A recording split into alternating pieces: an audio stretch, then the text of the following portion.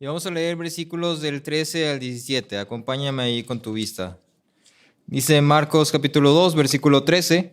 Jesús salió de nuevo a la orilla del mar y toda la multitud venía a él y les enseñaba. Al pasar, vio a Leví, hijo de Alfeo, sentado en la oficina de los tributos y les dijo, sígueme. Y levantándose, lo siguió. Sucedió que estando Jesús sentado a la mesa en casa de Leví, muchos recaudadores de impuestos y pecadores estaban comiendo con Jesús y sus discípulos, porque habían muchos de ellos que lo seguían. Cuando los escribas de los fariseos vieron que él comía con pecadores y recaudadores de impuestos, decían a sus discípulos, ¿por qué él come y bebe con recaudadores de impuestos y pecadores? Al oír esto, Jesús les dijo, los que están sanos no tienen necesidad de médico, sino los que están enfermos. No he venido a llamar justos, sino a pecadores. Vamos a orar. Padre, que tu palabra sea predicada con fidelidad, Señor. Que seas tú abriendo nuestras mentes y nuestros corazones para poder escuchar tu voz, Padre. Escuchar qué es lo que tú nos estás hablando, qué es lo que tú nos estás llamando, Padre. Que sea tu palabra exhortando, amonestando, confrontando, consolando, Señor. A cada uno de nosotros conforme la situación lo requiera, Padre. Confiando en que dependemos de ti y el poder de tu Espíritu. En el nombre de Cristo Jesús, amén. Puedes sentarte.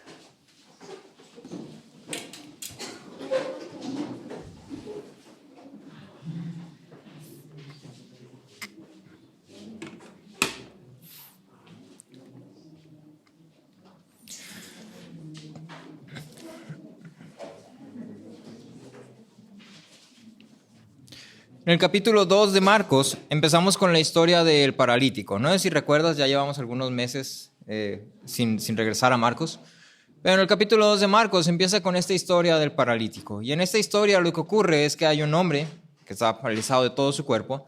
Y entonces sus amigos lo llevan a donde está Jesús porque ellos reconocen que Jesús tiene el poder para sanarlo. Y entonces ellos van con Jesús, rompen el techo y hacen todo lo posible, evitan la multitud y de alguna forma presentan a este hombre paralítico frente a Jesús. Jesús se compadece de él.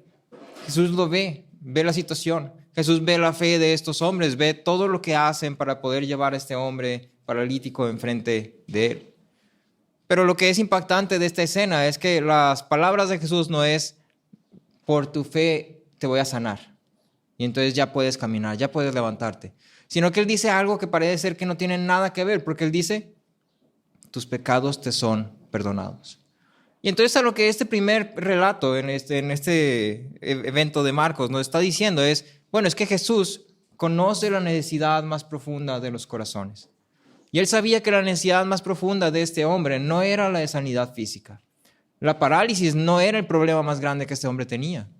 El problema más grande, su necesidad más grande, era la necesidad de ser perdonado. Y es impactante porque cuando Jesús dice las palabras, tus pecados te son perdonados, lo veíamos, ¿no? Lo que está diciendo es, contra mí es la ofensa. Tus ofensas son contra mí, por eso es que yo tengo el derecho de perdonarte. Y entonces Jesús lo perdona. Ahora este relato termina ahí, ¿no? Y dice que Jesús sale y continúa predicando y haciendo lo que Jesús hace, continúa en su ministerio. Y entonces Jesús para este punto, por lo menos entendemos que es una persona popular, o tal vez lo que tú y yo llamaríamos famosa. La gente lo reconoce, sabe de lo que es capaz, sabe que hay un hombre que se llama Jesús, que anda por ahí, que están enfermos, que hace milagros, que la gente lo busca, ¿sí? Y Jesús es una persona que es capaz de perdonar a pecadores. Y entonces el relato termina ahí, y parece ser como que en Marcos hay una secuencia que no tiene mucho sentido, porque empezamos con un relato sobre Jesús sanando un paralítico, cortamos y luego inmediatamente pasamos a un relato donde Jesús está sentado en la mesa con pecadores. Y entonces preguntamos, bueno, ¿cuál es la relación de estas dos cosas?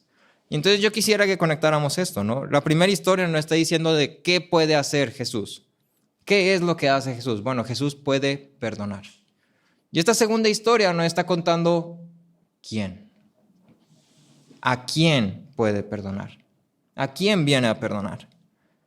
Entonces esta historia empieza con Jesús haciendo lo que Jesús hace. Mientras él estaba avanzando en su ministerio, en orar, en predicar la palabra, en enseñar, él ve a un hombre, Leví, hijo de Alfeo. Entonces ve a este hombre, lo llama y casi como si fuera un botón de encendido y apagado, ¿no? Tú le picas al foco y ¿qué pasa con la luz? ¿Viene o se va? Y entonces Jesús lo llama, Leví, levántate, sígueme. y Leví lo sigue. ¿Sí? No hay un pero, no hay un es que, no hay un cómo, sino es un, bueno, Jesús me ha llamado, yo lo voy a seguir. Y entonces esta siguiente escena inmediatamente nos lleva a casa de Leví, donde está Jesús sentado a la mesa con recaudadores de impuestos y pecadores. Y ahora no sé si te has preguntado, ¿qué onda con estas dos categorías? Si están como que extrañas, ¿no? Es como que ¿por qué separas a los pecadores de los recaudadores de impuestos? ¿O por qué los pones así juntos? ¿Por qué no dices recaudadores de impuestos y personas inmorales? Sí, porque así se puede entender muy poco, ¿no? O ¿por qué no dices general a pecadores? ¿Por qué distingues a los recaudadores de impuestos? ¿Sí? ¿O por qué estás hablando de estas dos categorías de personas como si fueran algo importante? ¿Por qué este énfasis? ¿Por qué juntas a un grupo con el otro? Y bueno, para entender esto hay que regresar un poco a la cultura de ese tiempo. ¿A quién de aquí le gusta pagar impuestos? Pagar impuestos. Me encanta pagar impuestos. ¿A quién de aquí le gusta ir al SAT? Y así de que un sábado en la mañana que tienes libre, después de meses, los sábados no abren, estoy desactualizado. Pides permiso del trabajo, te van a hacer el descuento ahí de tu nómina, y entonces así como que, pero está bien porque voy a hacer lo más emocionante de la vida, ir a pagar impuestos. Me encanta ir a que me quiten dinero, y eso decimos, ¿no? Eso pensamos. Ojalá me quitara más dinero el gobierno. Sí, claro que sí, señor gobierno. Cóbrame más por la luz y por tener carro y por tener casa y por querer vivir en este mundo. Al cabo el dinero me sobra. Sí, y bueno, los impuestos siempre es algo como que para la mayoría es un tema así como de, híjole, sí, pues está caro vivir, ¿no? Ahora, en la actualidad, el tema de impuestos es diferente a como era antes, pero no tanto. Sí, irónicamente se parece mucho. En ese tiempo, los impuestos se pagaban en una sola exhibición al Imperio Romano. Es decir, el Imperio Romano decía, se necesitan tanto impuestos, pues hay que pagarlo, ¿no? Y entonces, lo que pasaba aquí es que el imperio no iba casa tras casa, no mandaba correitos, no mandaba un mensajito, no mandaba una notificación diciendo, tienes que pagar tus impuestos, tienes que hacer tu conteo, va a ser tanto de lo que has generado este mes o lo que has generado este año, sino que lo que el Imperio Romano hacía era lavarse las manos. ¿Sí? Lo que hacía era simplificar el trabajo y entonces ellos hacían una subasta y subastaban el derecho a cobrar impuestos. Entonces el gobierno romano decía, bueno, ya es temporada de empezar a cobrar impuestos, ¿quiénes son los subastadores? Y entonces se juntaba ya sea un grupo de personas o alguna persona que fuera muy buen puesta económicamente y empezaban a ofrecer, yo doy 1,000, yo doy 2,000, yo doy 3,000, yo doy 10,000, yo doy 4,000, yo doy 400,000, yo doy 1,000,000, yo doy 2,000,000. Y así de esa forma hasta que llegara el que hacía la oferta más grande. Y el que hacía la oferta más grande, obviamente eso se lo daba a Roma y ahí Roma ya había hecho su cobro de impuestos, listo. Y entonces ahora el derecho de cobrar impuestos era otorgado a la persona que hubiera ganado esa subasta. Entonces ya te habrás de imaginar un poquito cómo está la cosa, ¿no? Es como que, ok, entonces no es que Roma cobrara impuestos a las personas como debía ser, ¿sí? Sino que ellos simplemente decían, denme dinero y ya si tú me das suficiente dinero, haz lo que quieras. El gobierno tomaba el dinero, otorgaban el derecho y autoridad de cobrar los impuestos a las personas que hubieran ganado, ya sea un grupo o una persona individual. De esa forma se ahorraban el trabajo y la mala fama de ir casa tras casa cobrando los impuestos. Obviamente, esto significa que la persona que ganaba esa subasta tenía que ser una persona que tuviera una cantidad exorbitante de dinero, ¿sí? Porque estamos hablando de lo que tal vez hoy en día serían millones de pesos, ¿sí? Millones y millones de pesos. Y eran personas que todas estaban compitiendo para poder tener este derecho y autoridad de cobrar impuestos a las personas que vivían en el Imperio Romano. Si lo trajéramos a la actualidad, tú y yo pudiéramos pensar en alguien rico, ¿no? Y entonces se dice que Leví era uno de este grupo, era un recolector de impuestos. Ahora, en otras historias paralelas a esta de Marcos, encontramos que Leví también es llamado el jefe de los recolectores de impuestos. ¿Qué significa esto? Bueno, significa que si tú tienes un grupo de personas ricachonas que todas están comprando el derecho de poder cobrarle a otras personas dinero, Leví era el que más dinero tenía. ¿Sí? Leví era el que era el cabecilla, ¿sí? La punta de la lanza, el más rico de todos, asumimos. era parte de este grupo y la Biblia misma dice que era el jefe de. Entonces asumimos esto. Vamos a traerlo a la actualidad, ¿no? Imagínate a Leví, una persona económicamente bien puesta. Su casa en las villas, grandota, 2 pisos, un patio así grandotote y luego un segundo patio, alberca, jacuzzi, sus 3 carros. Tiene un carro para su hijo el mayor, así para que si lo quiere chocar o gastar, pues no pasa nada. Ese es el desechable, ¿no? Pero es un BMW, claro que sí. Y tiene su camioneta nueva, GMC, de nariz, así bien bonita, blanca, la más equipada, súper a gusto, aire acondicionado, pantalla, se maneja sola. Y tiene además un gustito, porque no todo es trabajo en la vida. Y entonces un gustito. Y se compró un carrito deportivo, un Lamborghini. ¿Sí? Y entonces esta persona es la que está comprando el derecho para poder cobrar a las personas que viven en el Imperio Romano y cobrar dinero. ¿Sí? Eso es lo que está haciendo. Y entonces ya te puedes ir como que imaginando, ¿no? Entonces imagínate a alguien que tiene mucho dinero, que está comprando el derecho para poder sacar más dinero a personas que no tienen dinero. ¿Sí? Y ya te estás imaginando eso. Y entonces esto creaba una situación, porque el problema con los impuestos era que no había regulación alguna. Como Roma ya había obtenido su dinero, entonces era así como que, ok, tienes tú el derecho para cobrar impuestos, tienes autoridad, si alguien no te paga, puedes mandarlo a la cárcel, puedes confiscarle sus bienes. Y el otro problema era que no había ningún tipo de reglamento que indicaba el porcentaje de impuestos. Y entonces los profesionales en cobrar impuestos, o sea, los que ganaban la subasta, determinaban el porcentaje del impuesto. Y entonces venían los vendedores o venían las personas de trabajar, iban pasando y entonces, a ver, espérame, déjame checo tu carrito. Mira, aquí tienes como 50 pescados. No, pues sí, yo creo que del impuesto de tus 50 pescados van a ser 2 millones. Pero son 50 pescados. Sí, es cierto, ¿verdad? 2,5 millones. Gracias por decirme, no me había dado cuenta. Sí, no, es que se infló mucho, ya sabes, y pues con todo eso de que el mar está caro y el calentamiento global, y pues sí, no, pues entonces o pagas o cárcel. Tú dime, lo que tú prefieras. Y entonces ya te imaginarás por qué hay tanto énfasis en los recolectores de impuestos, ¿no? Así como que... En absoluto, sí. De hecho, es bien interesante ver que en algunos escritos judíos de personas que estaban muy adentrados en la ley y todo eso, había cláusulas que permitían a la gente mentirles a los recolectores de impuestos. ¿Sí? Y entonces estoy hablando de judíos, los más religiosos de todos los religiosos, ¿no? En este caso fariseos y todo eso, ¿no?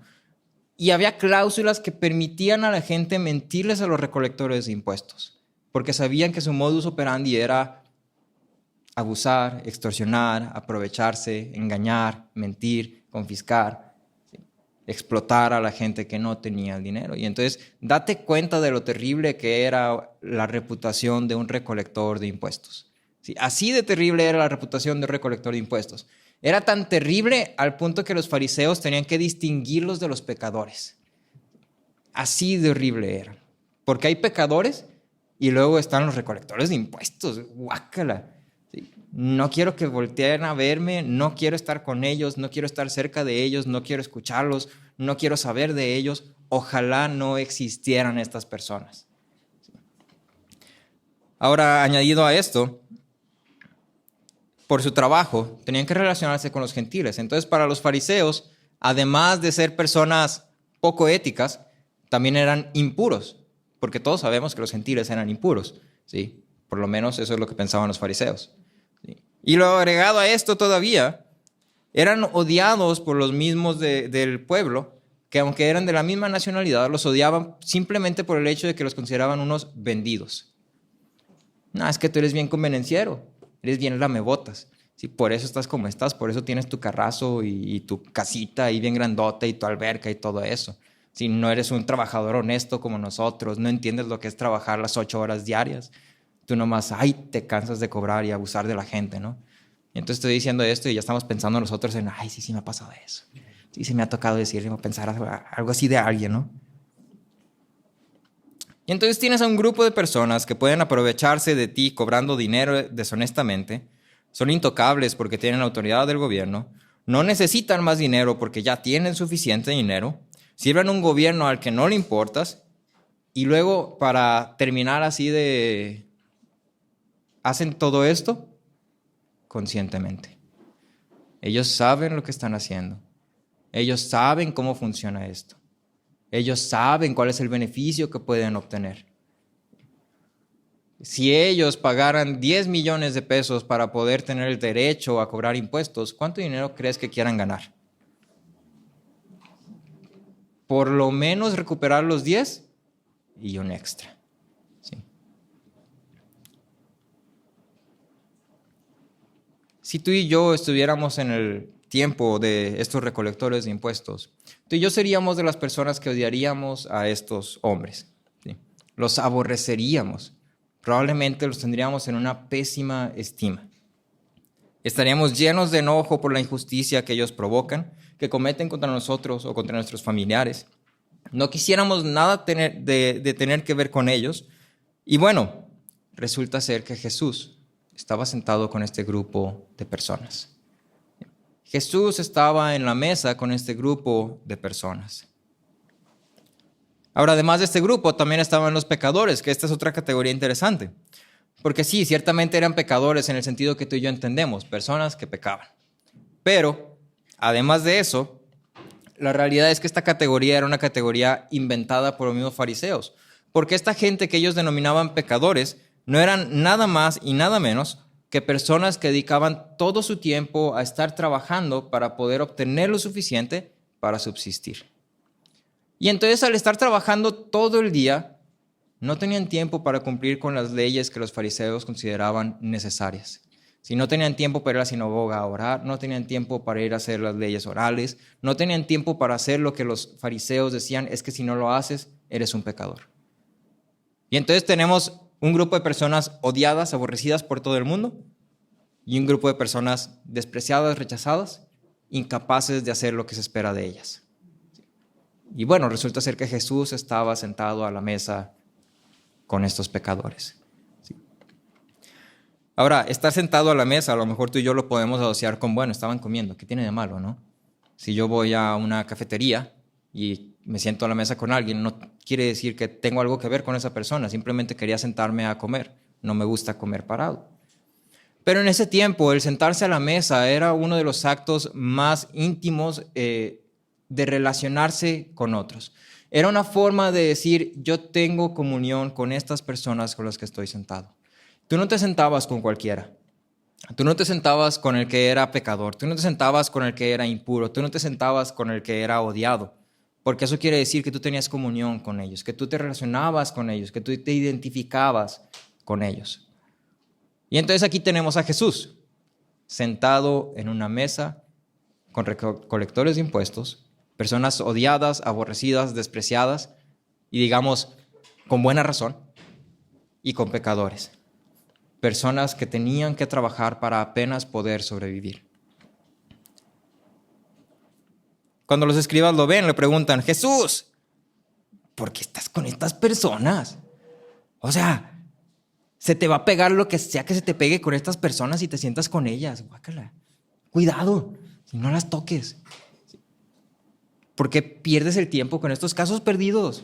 Déjalos. Mira toda la gente que está allá afuera, gente que sí vale la pena, gente que sí es importante, gente que sí cumple la ley, gente que no cae mal, ¿sí?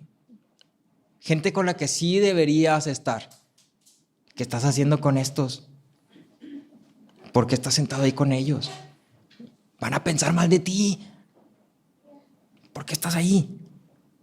Mira, ven, te invito a mi mesa VIP de personas santas, puras, castas, perfectos, ¿sí? No como... Y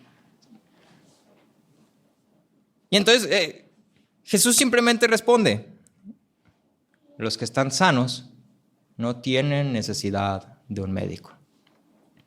Los que están enfermos son los que lo necesitan. Y luego dice, no he venido a llamar a justos, sino a pecadores. Una persona que quiere convertirse en doctor dedica aproximadamente 12 años de su vida para poder terminar con un doctorado. ¿Sí? Una carrera normal tardas tal vez 4 años y medio, dependiendo de la carrera. Puede incluso haber carreras que terminas en 3 años. Y ya si quieres hacer una maestría para especializarte en algo, puede ser a lo mejor otros 2, 3 años. Pero un doctorado, para poder tú llamarte un doctor especializado en cualquier rama, tienes que dedicar por lo menos 12 años de tu vida, día y noche, dinero, energía, esfuerzo. Tienes que sacrificar relaciones, tienes que sacrificar comodidades, tienes que sacrificarte a ti mismo casi por completo para poder llegar a este punto donde decir, soy un doctor especializado. Por lo menos 12 años. Y resulta ser que en cierta forma es bueno, pero la medicina va avanzando constantemente. Y entonces nunca terminas de tener que aprender. Entonces un mínimo de 12 años con un máximo de toda tu vida. Entonces imagina el siguiente caso, ¿no? Una persona hace todo este esfuerzo, logra obtener su doctorado, consigue el dinero suficiente de alguna forma para comprar o rentar un local. Pinta las paredes, arregla el piso, pone sus decoraciones, su Dr. Simi y sus cosas bonitas de doctorado, su corazoncito y su diagrama y anatomía, el cuerpo humano, pone unas pinturitas así bien chulas. Empieza a comprar todas sus herramientas y utensilios y la cama para los pacientes y todos sus palitos de madera. Y tiene todas las cosas, está finalmente equipado, ¿no? Manda a hacer su tablita de madera que tiene su nombre, doctor, bla, bla, bla, bla, bla, bla. Digo, que la voy a poner aquí, se va a ver bien bonito. Compra las sillas más elegantes, más bonitas, para que cuando lleguen las personas se sienten y estén cómodas. Y entonces tiene todo. Prepara sus 5 batas, una para cada día de la semana. ¿Sí? Porque cada día es especial cuando eres doctor. Y entonces, un día se detiene y ve su consultorio y está completo y dice, wow, me quedó padrísimo. Esto está excelente, wow, me la rifé. Valió la pena todo el esfuerzo. Los 12 años de estudiar y las 60 horas de trabajo a la semana, wow, valieron la pena totalmente. Mira mi consultorio. Y dice, bueno, un último detalle. Y entonces va a su escritorio, agarra un pequeño cartel y en la puerta pone ahí: si estás enfermo, favor de no pasar. ¿Qué crees que va a pasar con ese doctor? Todo su esfuerzo es basura. Todo su esfuerzo es inútil. Porque el deber del doctor es estar entre enfermos. La responsabilidad del doctor es estar entre los enfermos para ofrecer el tratamiento, para cuidarlos, para tratarlos, para proveer la necesidad. Y entonces tener ahí una etiqueta que diga, si estás enfermo, favor de no pasar. Es básicamente decir, no tengo razón para ser doctor. ¿Sí? Y ahora Jesús se compara él mismo con un médico. La labor de un médico es estar entre los enfermos. Y Jesús dice, bueno, la labor que yo tengo era sentarme y estar en comunión con estas personas despreciadas y odiadas. A eso he venido. A eso he venido. Un autor lo pone diciendo que Jesús se negara a asociarse con pecadores hubiera sido tan tonto como que un médico no se asocie con enfermos. Lo que los fariseos veían como razón para despreciar y odiar, Jesús lo veía como una necesidad a atender. Era su deber estar sentado en esa mesa con recolectores de impuestos y pecadores. Ese era su deber, a eso había venido. Ahora, si leíste con atención, te habrás dado cuenta que en la mesa donde Jesús estaba había 3 grupos de personas. Primero tenemos a los recolectores de impuestos. Después tenemos a los pecadores. Pero hay un tercer grupo, los discípulos. Hay un tercer grupo en esa mesa de pecadores, los discípulos. Y entonces estaban los recolectores odiados, los pecadores despreciados y los discípulos de Jesús. Y ahora el pasaje comienza con el llamamiento de Leví. Y es asombroso ver que lo primero que Jesús lleva a Leví a hacer no es a alejarse, no es a excluir, no es a dejarlos ahí abandonados, no es a cortar las relaciones, no es simplemente a ya no soy de allá, me voy a venir para acá y ya todo bien. Sino que lo lleva a sentarse a la mesa con pecadores. Y esto es asombroso. Es como si el pasaje nos estuviera diciendo, es que mira, si tú eres discípulo de Jesús, si tú has comenzado a seguir a Jesús, así como Leví, que fue llamado y siguió a Jesús, si tú eres del grupo de los discípulos, donde Jesús está, tú estás.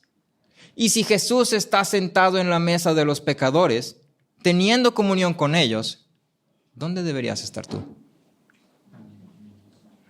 Bueno, sentado a la mesa junto a ellos. Ahí es donde deberías estar. ¿Sí?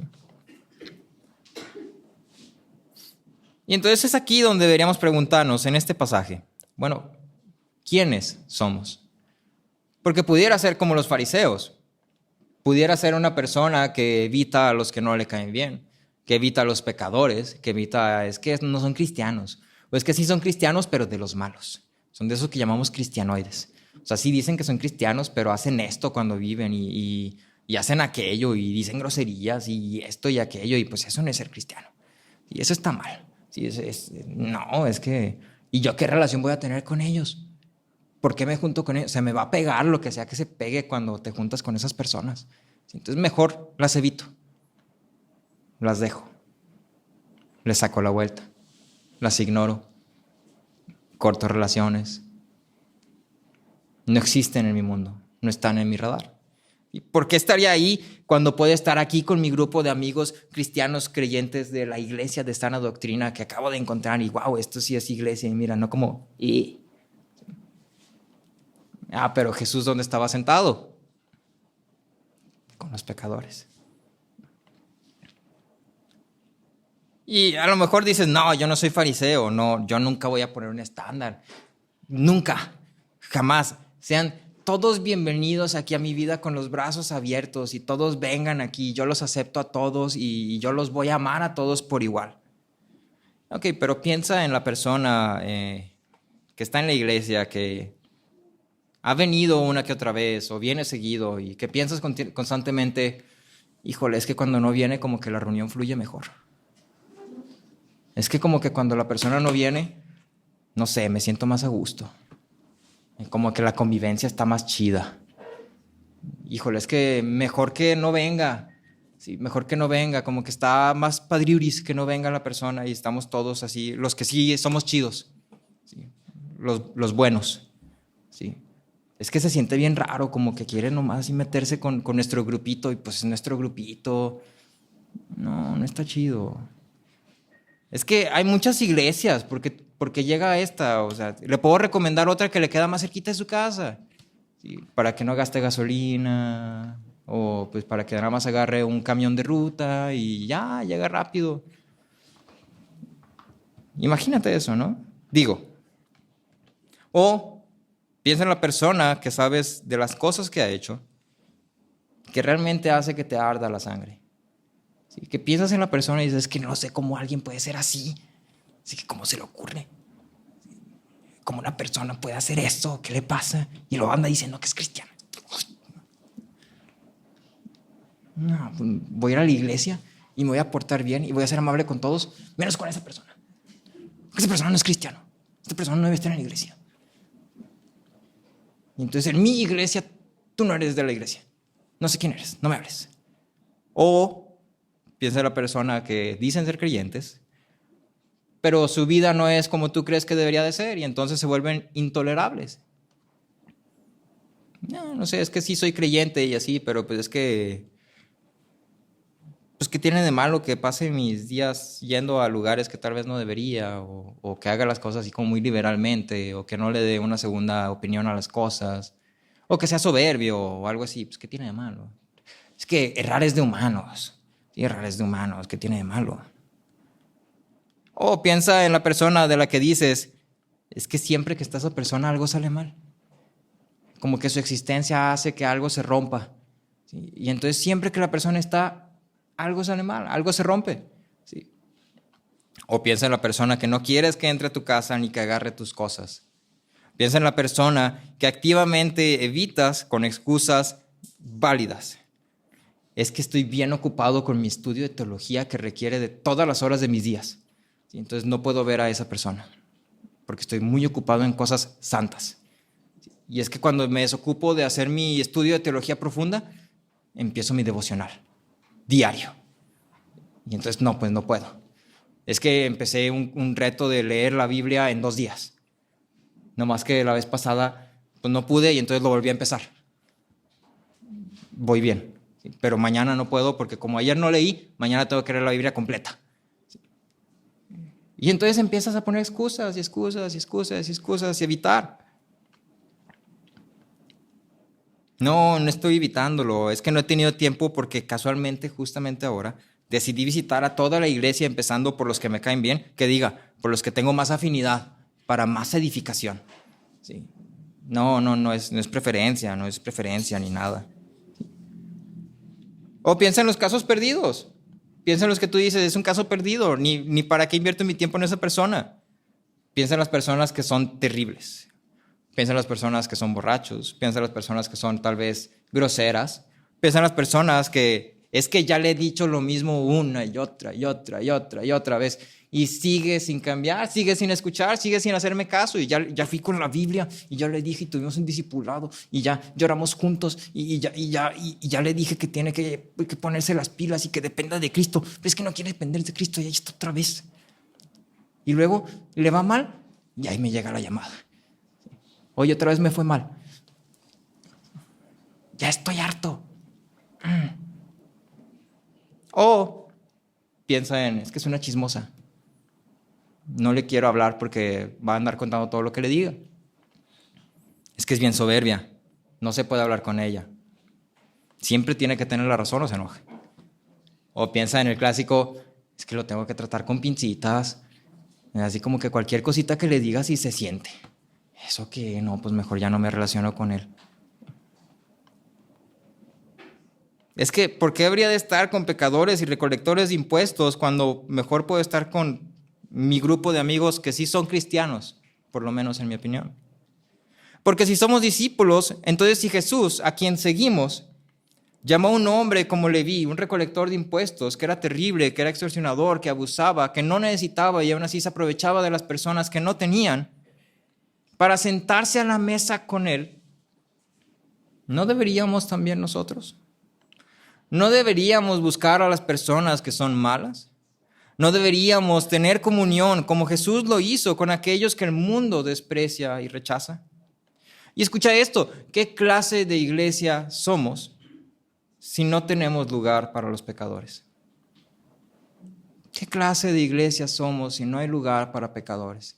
Si cuando entra un pecador aquí, uno de estos que te estoy diciendo, nuestra reacción es otro. Y luego quiere consejería.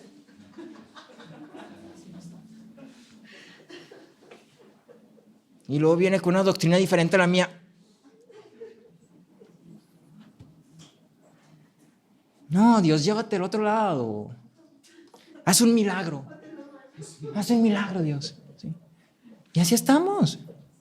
¿Sí? Y así estamos.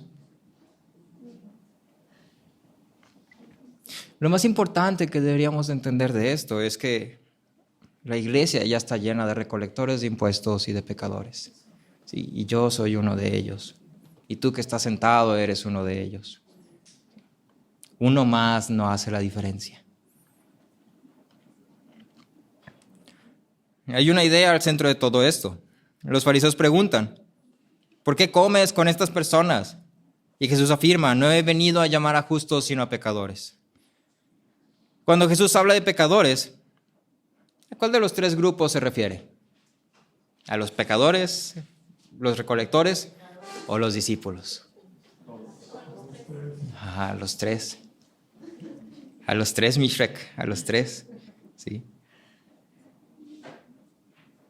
Porque resulta ser que todos los que estaban sentados en esa mesa, con la excepción de Jesús, eran pecadores. Y entonces quiero concluir con 3 ideas a las que este pasaje nos lleva a reflexionar. La primera es que eres pecador. y necesitas a Cristo. Tienes un grande problema. ¿Sí? Hay un grande problema. Si Cristo no es tu Señor, no tienes esperanza alguna. Puedes continuar con tu vida de la forma que lo has hecho hasta ahora, pero a su tiempo Dios va a juzgar a todos los hombres, vivos y muertos. Y entonces, ¿qué veredicto crees que vas a obtener en el juicio de Dios si tu vida no ha sido perfecta conforme a la ley de Dios que creó el mundo y todo lo que hay en él? ¿Qué crees que va a decir Dios? Ay, no, pues se equivocó poquito, no pasa nada. Porque Dios es perfecto y Dios es santo. Y lo leemos una y otra vez. Te paso algunas citas en Eclesiastés 12, versículos 13 y 14. Ese es el final de Eclesiastés. Y el maestro, como lo mencionan ahí, dice, la conclusión cuando todo se ha oído es este: teme a Dios y guarda sus mandamientos, porque esto concierne a toda persona. ¿Eres una persona? Te concierne. ¿Sí? Te concierne. Porque Dios traerá toda obra a juicio, junto con todo lo oculto, sea bueno o sea malo. Y luego Isaías pone una imagen que es catastrófica. Isaías 66, versículos 14 al 16, primero dicen: la mano del Señor se dará a conocer a sus siervos y su indignación a sus enemigos, porque el Señor vendrá en fuego y sus carros como torbellinos para descargar su ira con furor y su reprensión con llamas de fuego, porque el Señor juzgará con fuego y con su espada a toda carne, y serán muchos los muertos por el Señor. Y luego al final del capítulo, en versículos 23 y 24, dice: sucederá que de luna nueva en luna nueva y de día de reposo en día de reposo, todo mortal vendrá a postarse delante de mí, dice el Señor. Y cuando salgan, verán los cadáveres de los hombres que se rebelaron contra mí, porque su gusano no morirá, ni su fuego se apagará, y serán el horror de toda la humanidad. Y entonces esta es una imagen catastrófica, esto es algo terrible. ¿Sí? ¿Y sabes qué? Este es nuestro problema. Porque somos pecadores, porque eres un pecador. Y si Cristo no es tu Señor, no tienes salvación, no tienes esperanza. Las buenas noticias son estas: en la mesa de Jesús hay lugar para ti. Y Jesús nos llama, nos dice: arrepiéntete y sígueme. Y esa invitación está abierta. Y entonces ven, reúnete con pecadores que reconocen a Cristo como su Señor, y viven a la luz de esa esperanza. Lo segundo es que eres pecador, como otros pecadores. Porque tal vez digas: yo he entregado mi vida a Cristo, Cristo ya es mi Señor. Pero tal como los fariseos, rechazas y desprecias a los que no se alinean con tu estándar. Miras a otros, sean en la iglesia o afuera de ella, o miras a otros en otras iglesias y juzgas sus vidas como si fueran peores que la tuya, como si valieran menos que la tuya. Pero recuerda con claridad: tú eres uno igual que cualquier otro de los que están sentados a la mesa con Jesús. Y si estás en la mesa es por gracia, no por otra cosa. Y la misma gracia que tú necesitas es la que los demás necesitan. No eres mejor, no eres menos pecador. Y entonces recuerda claramente esto: Cristo nos ha llamado cuando estamos muertos en nuestros delitos y pecados. Muertos en nuestros delitos y pecados como cualquier otro. Como los demás, necesitábamos un Salvador. En Mateo 23, 27 dice: ay de ustedes, escribas y fariseos, hipócritas que son semejantes a sepulcros blanqueados. Por fuera lucen hermosos, pero por dentro están llenos de huesos, de muertes y de toda inmundicia. Y entonces la pregunta para ti aquí es: bueno, ¿te ves bonito por fuera y estás todo putrefacto por dentro? Porque si estás sentado a la mesa con Cristo es por gracia, no por otra cosa. Y tercero, eres pecador, pero Cristo te ha llamado. Nuestro pasado es algo que ciertamente arrastramos. Y puede ser que en tu vida hayas tomado muy malas decisiones. Puede ser que te acuerdes de cosas que has hecho y que traigan vergüenza continua a tu día de hoy. Que constantemente te produzcan un mal sentimiento, un sentimiento de no merezco, soy indigno, no debería estar aquí, no pertenezco a este lugar. Esto es demasiado bueno para alguien tan terrible como yo. Te sientes indigno de llevar la etiqueta de cristiano. Te sientes alguien que no debería ser llamado parte de la iglesia. Pero quiero decirte lo siguiente. Leví siendo un recolector de impuestos, una persona de lo más terrible, que había hecho daño a otros a sabiendas, de forma consciente, para su propio beneficio, que el sufrimiento de otros era para él algo bueno, que participaba activamente de la injusticia, fue llamado por Jesús a seguirle. Fue llamado por Jesús a seguirle. Y Jesús sabía lo que Leví era. Jesús sabía por completo lo que Leví era. Y sin embargo, cuando lo vio, le dijo, sígueme. Y entonces no importa lo terrible que haya sido, si Jesús te ha llamado, síguelo, porque Él no ha venido tras los justos, sino tras los pecadores. Tu vergüenza no es un impedimento para Él. De hecho, al contrario, es justamente esa vergüenza lo que lo atrae hacia ti. Porque donde abunda el pecado, sobreabunda la gracia.